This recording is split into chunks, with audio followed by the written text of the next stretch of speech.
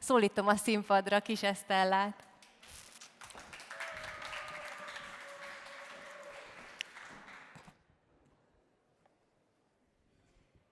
Sziasztok! Szeretettel köszöntök mindenkit.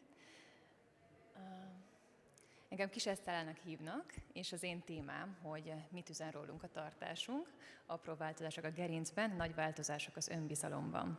És hogy ki vagyok én, és miért is beszélek ma erről. Tavaly, azaz 2025 májusában nyitottam meg a Mon Parkban az Elysium Pilates klubot, azzal a céllal, hogy a sport által a vendégek fizikai jólétét és egészségét támogassam, és így közvetve vagy közvetlenül hatást gyakoroljak az ők önbizalmukra és önmagukba vetett hitére is. És hogy miért lett ez a témám, és miért beszélek én most erről? 2022-ben lettem 30 éves, úgyhogy már nem vagyok mai csirke, de szerettem volna csinálni a 30. születésnapom körül, ami egy picit kimozgat a komfortzónámból. És számot vetettem, hogy 30 vagyok, se gyerek, se kutya, se férj, és hogy jó lenne most már lassan valami, ami egy picit közelebb áll ahhoz, amit én szeretnék elérni, képviselni, ezért gondoltam, hogy ha a mozgás irányába terelődök, akkor az már egy számomra is visszaigazolható sikerélmény lehet. Ezért beneveztem egy félmaratonra. Én októberi lány vagyok, így áprilisban kinéztem, hogy Tihanyban tartanak egy félmaratont, és akkor elkezdtem a felkészülést. És ez a felkészülési időszak, mozgás, futás, nagyon sok örömöt, magabiztosságot és egyébként fegyelmet is adott az életemhez. És emellett volt még egy dokumentumfilm, amire mindjárt ki is fogok térni, ami szintén hozzájárult ahhoz, hogy meghozzam azt a döntést, hogy én hivatásszerűen a sporttal szeretnék foglalkozni. 2023-ban elkezdtem ezzel kapcsolatos képzésekre járni, és még akkor egyébként közgazdász vagyok, volt egy polgári állásom, és mellette 1,5 évig tartottam csoportos alapformáló, aztán pilates edzéseket, és engem is meglepett a szám, hogy 1,5 év alatt azért 500 edzést sikerült tartani, úgyhogy a puding próbálja az evés, gondoltam, bármilyen lehetőség adódott, mindent elvállaltam, hogy igazából teszteljem, hogy valóban ez az a vonal, amit én szeretnék majd hosszú távon, és egyébként a testem, fizikumom az képes-e erre a terhelésre. És úgy tűnt, hogy igen, mert tavaly májusban meghoztam életem legbátrabb döntését, és vállalkozóvá váltam, megnyitottam itt a Mon Parkban az Elysium Pilates klubot, és hát május óta sikerült 1500 edzést tartani, azaz ma délelőtt megtartottam még plusz 2-t. Ez azt jelenti, hogy átlagosan havi 136 edzést tartok, kimondva és látva is sok, de az, hogy ezt átlagolva nagyjából 14 000-szer volt lehetőségem kapcsolódni nőkkel a sport által, az elképesztő hálával és szeretettel tölt el minden egyes nap. És akkor visszacsatolva egy picit erre a Phil Stutz módszerre, Jonah Hill, aki egyébként a Másnaposok egyik színésze, ő forgatott egy dokumentumfilmet a saját pszichiáterével, Phil Stutzzal, aki azt vallja, hogy a saját általános jólétünkben a releváns javulást, az életerő, azaz a Life Force támogatásán keresztül érhetjük leginkább el. És az életerő szerinte 3 részből áll, a kapcsolat a testemmel, másokkal, illetve önmagunkkal. És ami számomra megdöbbentő volt, hogy a kapcsolat a testünkkel az 85%-a ennek a piramisnak. És itt jött egy óriási felismerés, ekkortájt már egyébként én is túl voltam majd 5 év egyéni terápián, és éppen egy pszichodráma csoportban voltam aktív résztvevő, tehát tudtam és éreztem, hogy kell az önfejlesztés ahhoz, hogy azzal az emberé váljak, akivé szeretnék. De itt jött az aha élmény, hogy valószínűleg a testemmel való foglalkozás is egy óriási lehetőség ennek kapcsán, és ugye a legtöbb ember, és én is, ugye a gondolatainkon keresztül igyekszünk az önszeretetünket, öngondoskodásunkat, traumáinkat megdolgozni, de mi van akkor, hogyha azt mondjuk, hogy a testünkkel való munka lesz ennek a folyamatnak szintén a szerves része. És itt jöttünk el oda, hogy a mozgás, rájöttem, hogy a mozgás az nem csak fizikai dolog, hanem egy eszköz arra, hogy kapcsolódjunk, stabilabbak legyünk, itt mind önmagunkkal, mind másokkal, illetve hogy jobban érezzük magunkat a saját bőrünkben.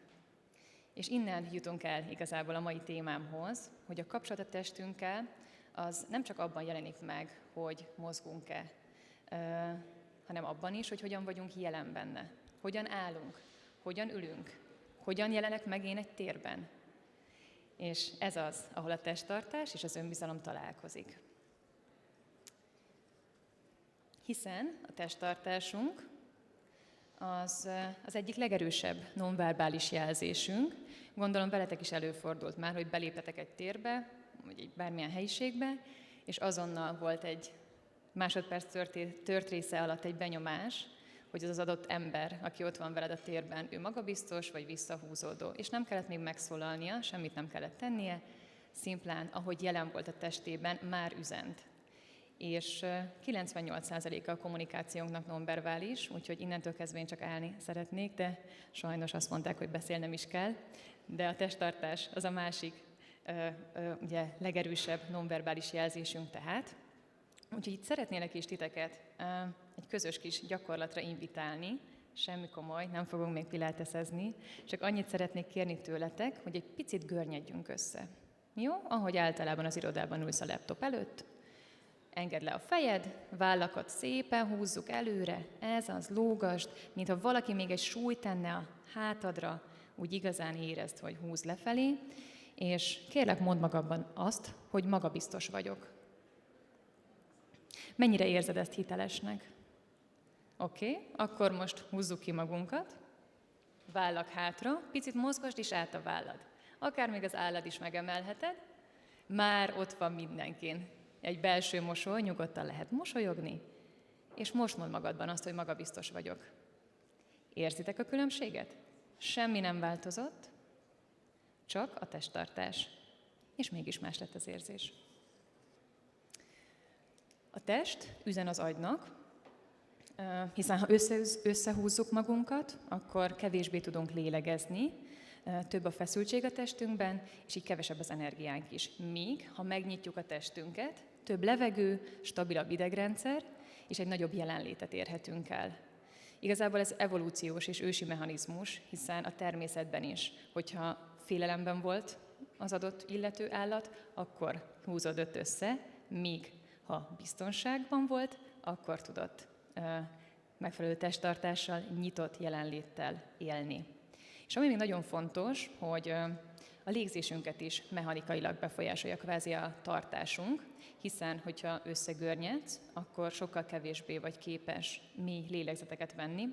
És ugye a vegetatív idegrendszerünk, az emésztés, anyagcsere, szív- és érrendszer, és a légzésen túl, az egyetlen ezek közül, amit mi tudunk befolyásolni, az a légzésünk. Az az, hogy mennyire hosszan, vagy akár gyorsan lélegzünk.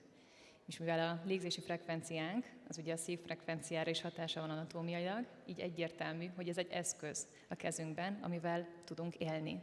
Hogy a légzésünkön keresztül befolyásoljuk akár a szívverésünket is.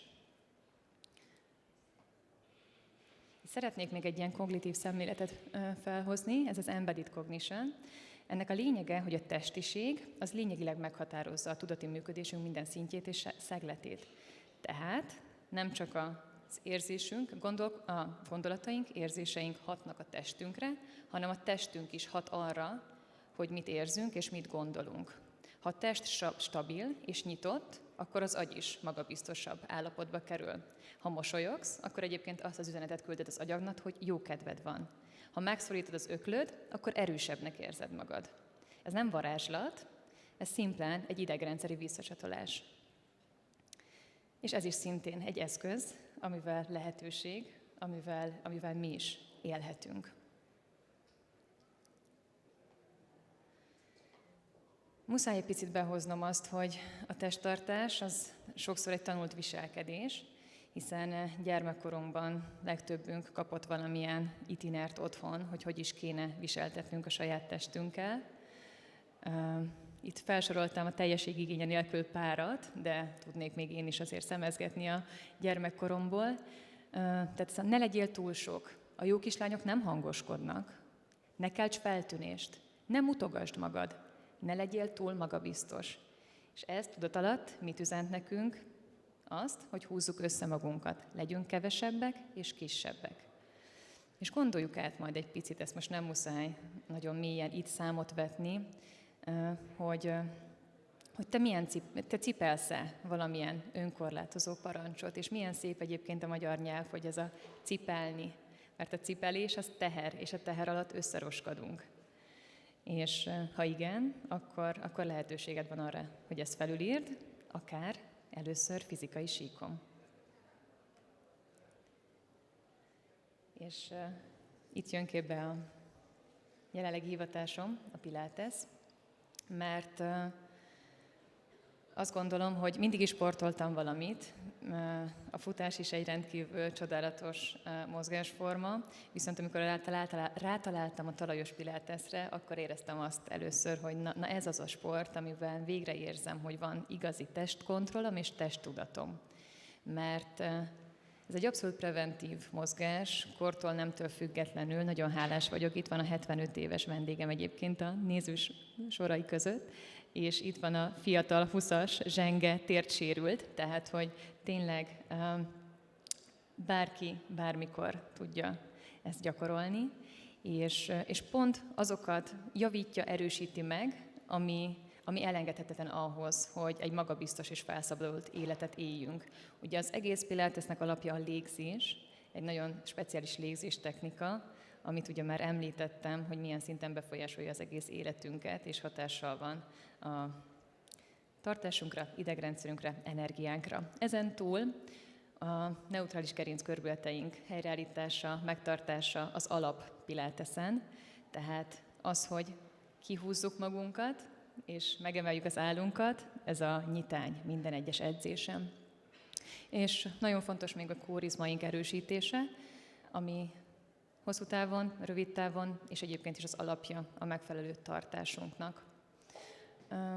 Úgyhogy mindenkinek egyébként szeretettel, legjobb szívvel, ez most nem a reklám helye, de hogy mozogjunk, és ez a mozgásforma valóban csodálatos. Még szeretném zárszóként hozzáfűzni azt, hogy ha valaki összegörnyed, akkor igazából próbálja kisebbre húzni magát. Kevesebb helyet kér a világból. Míg ha valaki kihúzza magát, attól nem válik hangosabbá, nem lesz arrogáns, csak történik valami nagyon csendes, de egészen erőteljes dolog, azt üzeni a világnak, hogy itt vagyok. És szerintem ez az, amit a testünk és a testtartásunk üzenhet a világnak elsődlegesen. Úgyhogy ne feledjük, hogy a testünk mindig beszél, az idegrendszerünk mindig figyel, és néha csak elég kihúzni magunkat, hogy a történetünk megváltozzon. Köszönöm. És még egy nagyon gyors, mert hogy ma még csak 2 edzést tartottam, de nem lesz hosszú. Egy picit gyakorlatot, úgyis kávészünet következik, és akkor lehetne is már picit gyakorolni, hogy milyen az, hogy a kihúzott testtartással létezünk egy térben. Hogyha nem szeretnétek felállni, azt is megértem, ha igen, annak örülök, úgyhogy most ezt így nézek a sorok közé, hogy lenne kedvetek felállni. Nagyon rövid lesz, és igazán kellemes, úgyhogy nem kell aggódni. És mivel, hogy úgy látom, hogy többnyire párosan vagytok, és kevésbé van lehetőségünk nagyokat emelni, ezért nincs más dolgotok, csak megemelni a 2 karotokat, nekem muszáj tartani egy mikrofont, úgyhogy nem tudom megtenni, és szorítsuk ökölbe a kezünket, és amikor húzzuk le, akkor fújjuk a levegőt, amikor emeljük, akkor szívjuk. Jó, legyen benne erő. Szívod, fújod. Szívod, fújod. Ez az, mozgasd át a vállad, mellkasod. Ez az. Belégzés, kilégzés. Szép, nagy levegők, nyitott mellkas. Ez az, leengedhetjük a karjainkat. Egy picit mozgasd át a csuklókat is. Jó, lehet egy picit pumpálni, mint hogy egy stresszgolyót pumpálnál. Itt az ülés után ez nagyon jót tesz a keringésednek. És pár vállkörzéssel hátra. Jó, nyissuk a mellkasunkat. Nagyon egyszerű, de mégis rendkívül hatékony. És ha ez megvan, akkor lassan egy fél fejkörzés, jobbról balra. Majd jobbról balra is, balról jobbra is. Na, még egyszer, jobbról balra, és balról jobbra. Szuper, nézz vissza, ez az. Emeld meg még egyszer a karjaid, vállakat ne húzd fel, nyújtózol állal, tekintettel is a plafon felé. Nyisd a mellkast, lapockákat közelíted, majd kilégzéssel leengedjük a karjainkat. Még pár válkörzés, ez az. Majd emeljük meg az állunkat, húzzuk ki magunkat, és akkor most lehet még egyszer ismételni, hogy magabiztos vagyok. Köszönöm szépen!